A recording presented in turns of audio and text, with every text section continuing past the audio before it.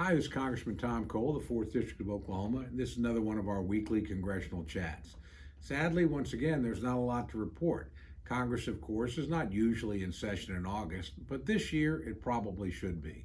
We're in the middle of a coronavirus crisis of enormous proportions.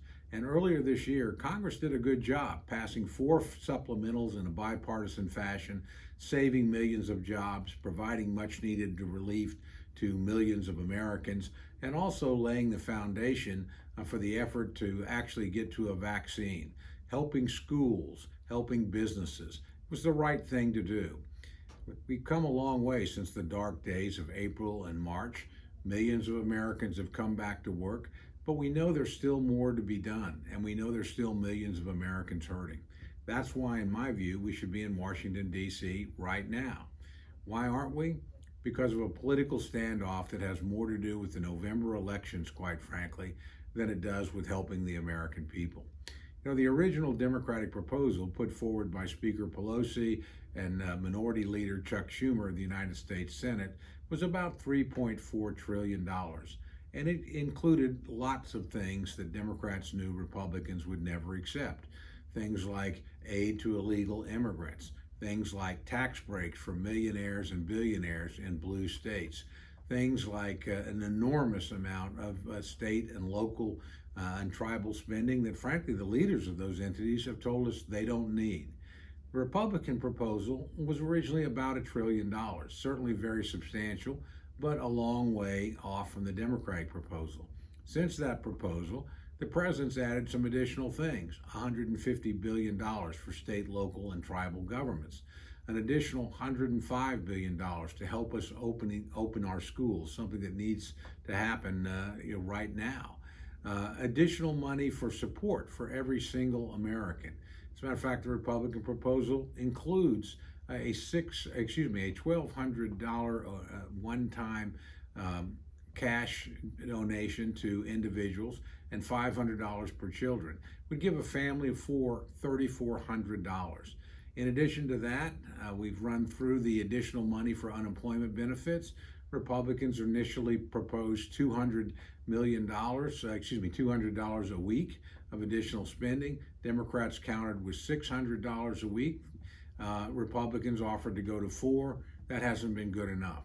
Frankly, I think the problem is that the Democrats, particularly Speaker Pelosi, won't do anything until we agree on everything. I think we should just simply start passing the legislation that we agree on. We agree on additional aid to Americans. Let's get that out the door. We agree on aid to our schools. Let's get that out the door. We agree that state, local, and tribal governments need some additional assistance. Let's get that out the door. We all agree that Americans who are unemployed through no fault of their own need some additional support. We disagree about the number. Why not take the number that we can both agree on now, 400, and continue to discuss whether or not additional money is needed? The point is, Congress ought to be acting, and it's not. And the reason is the Speaker, quite frankly, simply misestimated her political position, overplayed her hand, whatever phrase you want to use. She thought the president and Republicans in the Senate would collapse. They haven't done that. Quite the opposite. They've moved, they've offered concessions, but there are many things in the Democratic proposal they simply won't accept. So my hope is we get back to Washington, D.C., we actually get back to work. There are certainly some efforts to do that. Secretary Mnuchin, our Secretary of the Treasury, has talked to Speaker Pelosi. Mark Meadows, the Chief of Staff of the President's, also talked to her on a couple of occasions. She's moved some, but clearly not enough. Again, we should start passing things that we agree on now, not hold the American people hostage while we quibble over what the appropriate amount of spending is. I think folks need the help now. I think they would appreciate us acting in a bipartisan manner, even in a highly partisan election season.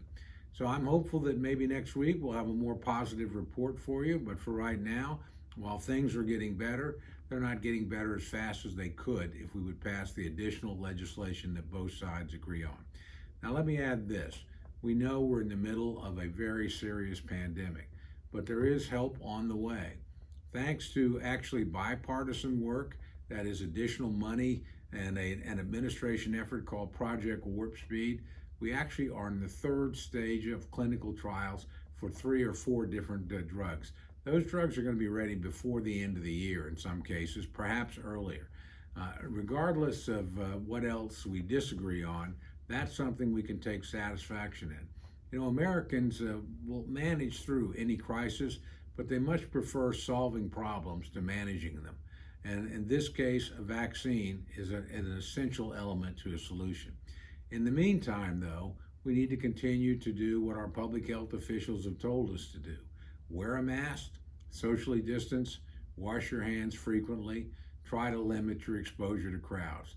We do those things, we'll get through this, we'll save lives, and we'll arrive at the time that we can put all of this behind us faster.